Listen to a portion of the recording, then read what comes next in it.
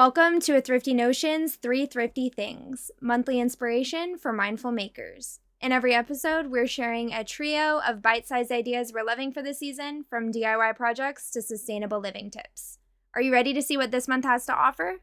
Hey, welcome to the next installment of 3 Thrifty Things. These are just 3 little life hack, thrifty living tips. They're thrifty things for people who just want to live a little more sustainably and frugally and in a way that's a little slower and more intentional.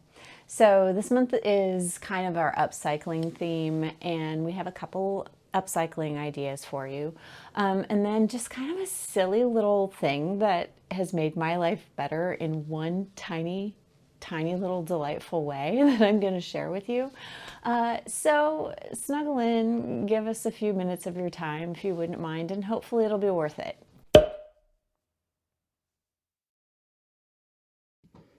All right, this is a little bit weird, but just stick with me for a minute. Let me explain. I like to keep my bobbin threads separated by 100% cotton and then synthetics. And so I just use this tray that most people use, this kind of storage for their bobbins. That's my 100% cottons. My synthetics go in these little guys, which are from getting pedicures. They're the toe separators. Now, I know it sounds a little gross, but your toes were clean when you put them in here because you had just gotten a pedicure. But also you can wash these off when you get home. So it's not that gross. Also, they're my toes, so whatever. It keeps it out of the landfill and makes it useful because this is plastic and it's not going to biodegrade. It grips on pretty securely to your bobbins, and it will help keep them from unraveling, which is also nice. You can also write on them in Sharpie if you want to. I don't do that because I just know these are my polyester blends, but if you wanted to know exactly what they were, you can just write on there what they all are. So it's pretty handy and super thrifty. All right, so this tip is about upcycling. I use Scrubbies to do my dishes, and I make my own out of the produce bags that you get for like fruit and stuff. Super easy to do.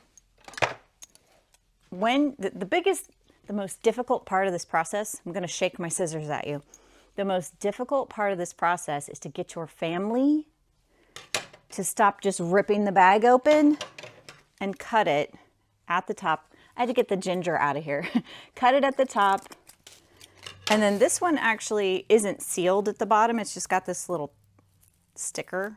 So it's really easy to open. And then you have basically like a tube. And you can stretch the tube into a loop. And then you take your loops. I separate mine into types. There's this kind that's a little more scruffily and not as sturdy. It's shaggier, I guess. And then there's this kind that's a little stronger and sturdier. So I make 2 types. That way, this just means that the yarn we're about to make will be a consistent texture. Once you've cut the top and the bottom off, I go ahead and cut it roughly in half. Now, some of them are going to be even longer. So this one I would cut into about thirds. So you're looking for about a 6-inch section or so.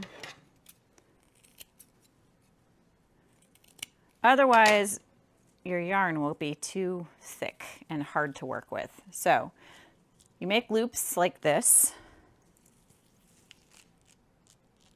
Uh-oh, is this one gonna tear apart?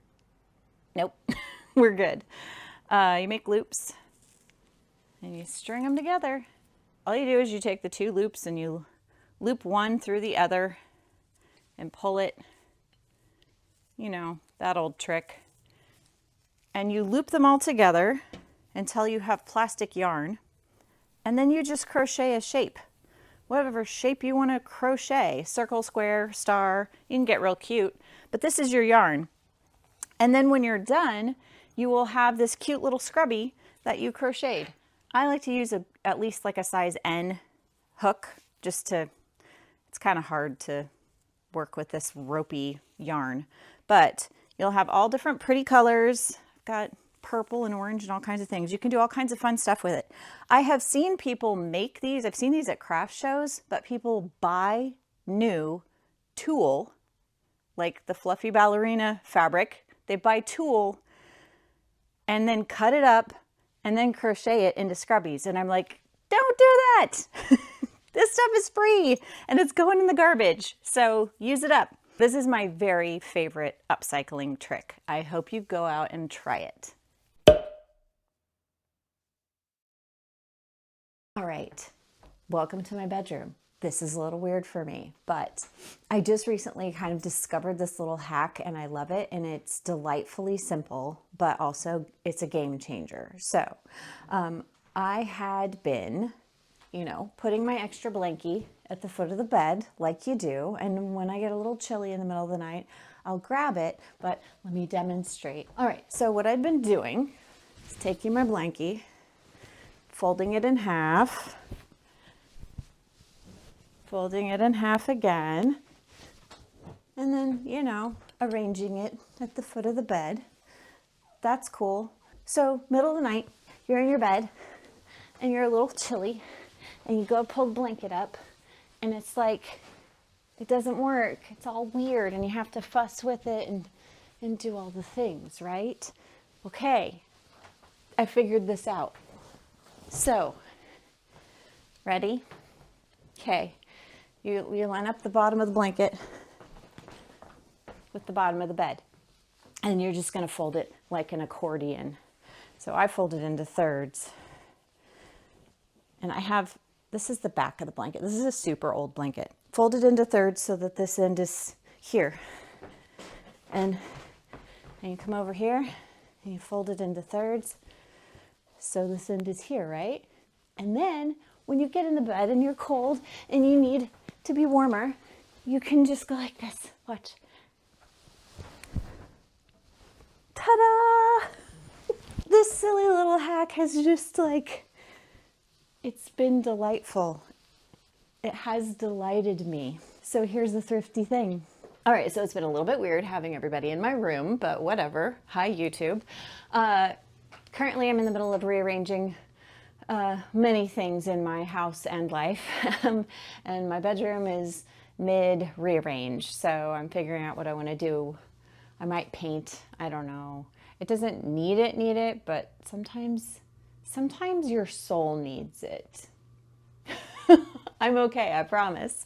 All right, so I hope you enjoyed our 3 thrifty things for the month. Hopefully they make some kind of small difference in your life for the better.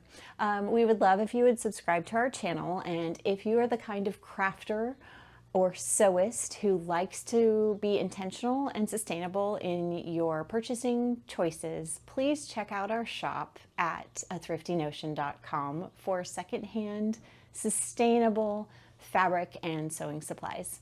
And happy sewing!